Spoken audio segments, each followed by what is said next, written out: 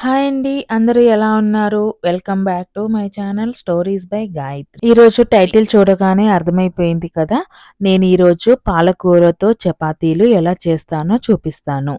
Last time నేను మన ఛానల్‌లో మునగాకుతో చపాతీలు చేశాను. ఇప్పటి వరకు నా ఛానల్‌లో చూడలేదో వాళ్ళు ఒకసారి వెళ్లి చెక్ చేయండి. మనం ఆలస్యం చేయకుండా మన ప్రాసెస్‌లోకి వెళ్ళిపోదామా? ఇక్కడ నేను ఫ్రెష్‌గా ఉన్న 2 పాలకూర కట్టల్ని తీసుకున్నానండి. అవి సన్నగా కట్ చేసి సిజార్‌లోకేసి పెట్టుకున్నాను. కొద్దిగా వాటర్ యాడ్ చేస్తూ నేను ఇలా మెత్తగా పేస్ట్ లాగా మిక్సీ పట్టుకున్నాను. ఇక్కడ పాలకూరని బాయిల్ చేయకుండా డైరెక్ట్ గానే వాడుతున్నానండి. నేను చపాతీలు చేయడానికి మల్టీగ్రెయిన్ ఆటాని వాడుతున్నాను. తర్వాత ఇక్కడ నేను ఒక గిన్నె తీసుకొని అందులో నేను ఒక 3-4 కప్స్ ఆఫ్ చపాతీ ఫ్లోర్ వేసాను. తర్వాత ఇక్కడ నేను మొలకలు కట్టి వేయించి పెట్టుకున్న రాగుల పొడిని వాడుతున్నానండి. రాగి పిండి నేను 1/2 కప్పు వరకు తీసుకుంటున్నాను.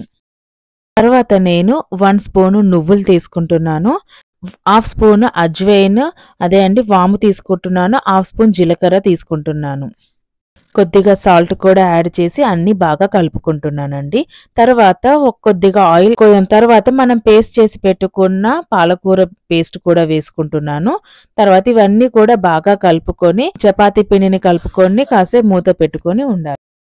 ఆఫ్టర్ 15-20 మినిట్స్ తర్వాత చపాతీ పిండిని తీసుకొని చిన్న చిన్న ముద్దల్లాగా చేసుకొని పెట్టుకోవాలి. ఈ చపాతీ పిండి మనం నార్మల్ చపాతీలానే తాల్చుకోవాలండి. కూరలు ఇష్టపడని పిల్లలకి ఇది ఒక చిన్న ఆల్టర్నేటివ్ అండి. ఈ చపాతీలు వారానికి 2 సార్లు చేస్తూ ఉంటానండి. చాలా రకాల వెజిటబుల్స్ చపాతీ పిండిలోకి యాడ్ చేస్తూ పిల్లలకి పెడుతూ ఉంటానన్నమాట. చపాతీలు తాల్చుకున్న తర్వాత పెనం మీద వేసుకొని కొద్దిగా ఆయిల్ యాడ్ చేస్తూ 2 వైపులా కాల్చుకుంటే సరిపోతుంది. అంతే అండి, మనకి ఎంతో హెల్త్ బెనిఫిట్స్ ఉన్న మన పాలక్ చపాతీ రెడీ అయిపోయినట్లే. మీరు కూడా మీ ఇంట్లో ఈ చపాతీని చేసుకొని ఎలా వచ్చిందో నాకు కామెంట్ సెక్షన్‌లో మెన్షన్ చేయండి. మీరు నా నుంచి ఇలాంటి ఎంతో హెల్తీగా ఉండే రెసిపీస్ చూడాలనుకుంటే మీరు నాకు సబ్స్క్రైబ్ చేయడం మర్చిపోవద్దండి.